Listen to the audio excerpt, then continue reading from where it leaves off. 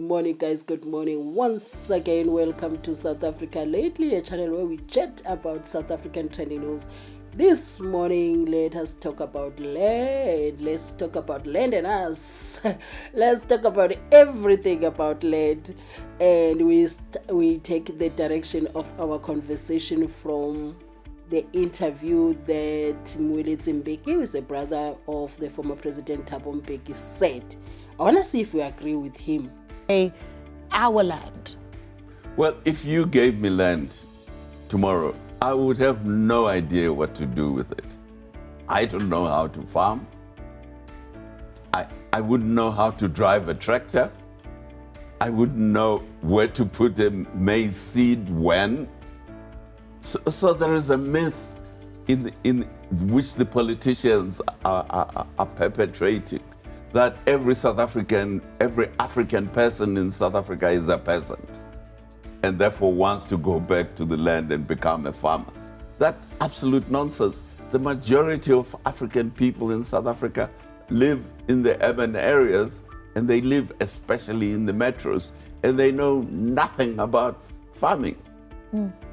So to perpetuate the myth that every African person is a peasant who wants to have a few cows and a plow and to go and plow a field and grow maize, it's a fantasy. I don't know how we can get this fun. You know, every society has myths. This is one of our myths amongst the black South Africans. It's a myth that, you know, we are such and such. These are stereotypes. You see, people have stereotypes which they then believe, which have nothing to do with reality. It's very sad to find big political parties wasting their time talking about expropriating land. From whom to whom? The land in South Africa is owned by South African citizens. If you want to buy a farm, if you want to grow maize and you want to buy a farm, there are farms on the market every day of the week, every day of the year. You can go and buy one. You can buy a wine farm if you want. You can buy a cattle farm if you want. You can buy any farm in South Africa. In the past, under apartheid, you couldn't. Well, there is no longer apartheid. You can buy a farm if you have the money, or if your bank will lend you the money, you can buy a farm. But you have to pay back the money you borrow from the bank. That Moeletsi Mbeki there says, if you want land, you are free to go buy land. Maybe try your bank to borrow you money. If you have your own money, you can go buy whatever type of land that you want to buy. He also says that land in South Africa is owned by South African citizens. So you expropriating from whom to whom. So, and what I want us to look at is how South Africans, I'm going to talk about black South Africans, how black South Africans have changed since the arrival of grant. You know, grant is very good for us South Africans because we know the financial challenges. I grew up in an era whereby you couldn't even get 50 cents from your house if you don't get it from your house, and if you go to your neighbor, even 20 cents sometimes, you'd go to your neighbor to borrow that 20 cents the neighbor doesn't have, and you find that entire area in your village doesn't have 20 cents. So the grant came and changed that a bit. It is not enough, but it has made a lot of difference. But what I want us to look at, what then happened when grant came. I went, you know, as Tate Mbeki said, that most of us lived in the suburbs, live in urban areas. I'm one of those people that live in the urban areas. That, you know, if I go to my village now, the first thing that I don't like is sanitation. It stresses me out. My system changes completely. I would go there and not be able to go to the toilet for days, because my system, it goes to a shock. It's been years since I lived full time there. So I only managed to go there maybe the max like 2-3 days, and I don't want to be there anymore. But what I noticed when I got there after a long time is that when I got there, the fields that used to plow maize, you know, because I grew up in a time whereby a family would have a garden and maize fields far where you can plant beans, maize farm, and those were way bigger than the one you have in your garden. We used to know that, oh, that farm belongs to the Malamlelas, that farm belongs to the Mkizes, that farm belongs to the Dlaminis. I mean, that those fields, let me not say farm, the field. So now you used to know that that land belongs to this family. But when I got there, and you find that in summer, when it's time to plant, everybody would be busy. The ones that are plowing using kettles would be there. The ones, some would hire tractors, and those who have tractors would be making money during that season. The entire village would just be busy. And I found when I went home that all that has ceased to happen. It is no longer happening. People are even having no desire to plant vegetables in the garden. A very few still do that. Very, very, very few. No one wants to do that. Talk less of the fields that we used to be used for planting maize and beans. So it ended up having to reach a level whereby Ingonyama Trust has to take the land to itself, and then especially the land that is not being used. So for the fact that most of the fields that were used to be used before, they just were not being used anymore. They were all taken back to under the management of Ingonyama Trust. Do you understand? So now we cannot follow the samples of countries like Zimbabwe, Nigeria, all the countries that always tell South Africans that, look, we have land. I'm going to show you why. Because we have Nigerians all over the world, you know, people disliking them that you are all over the world. We have Zimbabweans doing whatever they can to get into South Africa, and they always say they have land. Is land everything? And if as South Africans we want to get land, our black people, we need to identify the people that have passion for farming.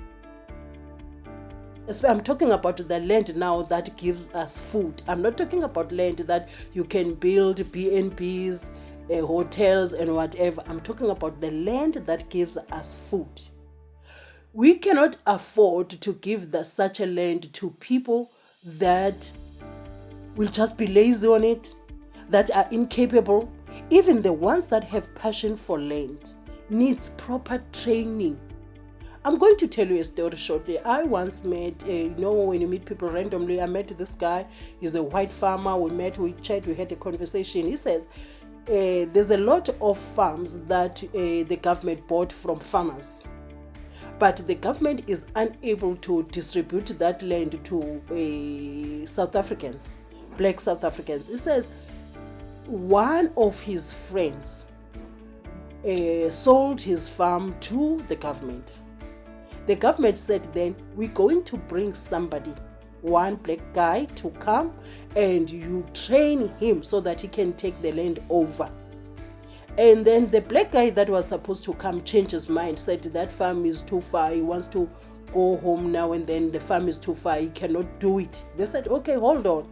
Please be the caretaker of the farm while we are looking for somebody suitable for that. Fine. The white man stayed. So now when this farmer now is the caretaker of the farm, he was after being paid by the government the amount that he asked for his farm. He was paid that amount. After he was paid, he was now getting paid for being the caretaker. Do you understand? And the year passed, and they said to this farmer, no, you can continue using the farm while we look for someone to come and take over the farm. I am telling you, he said up to this day, that guy got his money. He's getting paid as a caretaker, and he is also benefiting from the farm using it, because the government has not brought any guy that is suitable, as they said, to come and take the farm over. So what I'm saying is, we don't even have, as the government, the proper structure to distribute this land. because apparently there's a lot of land that is in the hands of the government. The other one that was distributed amongst the politicians, giving themselves farms. So how many you want? I want 4. Oh, here's your 4. How many you want? I want 10. Oh, okay, here's your 10. And it has not reached the ordinary person. How many ordinary people do you think would get the land when it's let's say all of it is taken from white people? How many do you think will get that land? So what I'm saying is, we need to identify our own black people who have passion for farming, so that we don't turn out to be like the countries that claim to have land, yet poverty is eating them alive. They are all over the place, even overflowing into South Africa. The South Africa that they say its citizens are still suffering from apartheid and they are slaves, and they don't even have land. So we cannot follow that template. We cannot. We need our own ways of dealing with land issues. Let us not be terrorized by people who say South Africans don't have land, the landless individuals. No. Do you feel landless as a South African? Honestly, do you feel landless, like you don't have land? Is that how you feel? Do you feel like you are landless? Honestly, let us have an honest conversation. Are you waiting for someone that is coming into South Africa who claims to have land in their country, but the suffering is so high that they have to come to South Africa, the land of the oppressed, the land of slavery? I don't know even this slavery. I don't know where it comes from. I've seen it a lot on social media that South Africans are slaves. Slaves to who? Slaves to who? So what I'm saying is, I don't want to divert, but what I'm saying is, if we are to deal with land issues, we must not follow somebody else's template, any other country in Africa. We need to deal with it in a manner that suits the South African lifestyle, the South African economics, the South African... We have to eat. That's what I'm saying. We have to eat. We have to eat. And the land cannot be given to every Tom, Dick and Harry who will then say, I don't want to go work in the field. And suddenly we suffer, we don't have food and start to... Where do you think we would go as South Africans now if we can mess this up and we end up having no proper food supply? Where do you think we would go to in this entire continent? We are already that black sheep of the family, because in fact, we are already there. We are being called xenophobic. So where do you think you would go if we mess our own country up? So what I'm saying is, we need to be very careful. We must never follow the template of other African countries. No, we need to do what works for South Africa. With that said, the comments are allowed in the comment section. And also, if you were to criticize, constructively criticize. Don't attack, constructively criticize. So I'm able to read and learn from you and be able to I'm sharing my views, and I'm looking forward to learning from you and to hearing your views. But before I go, I want to put clips here of the countries that say South Africans don't have land, and them they have land. Look at the suffering. Look how they push to come out of their country that they have land in, to go to the places where they are mistreated. So we need to appreciate South Africa, and also we need to take care of ourselves in a way that we won't suffer in the future. When we distribute land for black people, let us identify the people that have passion for farming. The one for property of building hotels, BNBs, as factories, as other people say, that one, I just want to focus on the food supply. The one for property and all is a story for another day. So what I'm saying is, let us not follow the people who are now suffering. Let us do it in a manner in which it has to be done. And that Mbeki said, if you have money, you can go buy land. Expropriating from whom to whom? He says it's a myth. I don't know. Let me hear your views in the comment section. Do have a lovely day, and thank you for watching my videos. Oh, Alada, Imayawame, oh,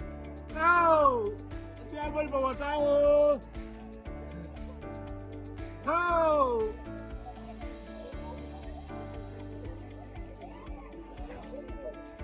Hambe.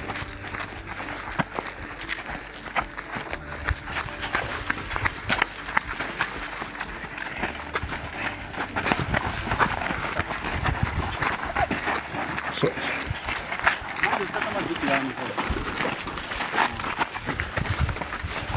my brother, we are partners in crime, right? Shh, you want to fence the hand.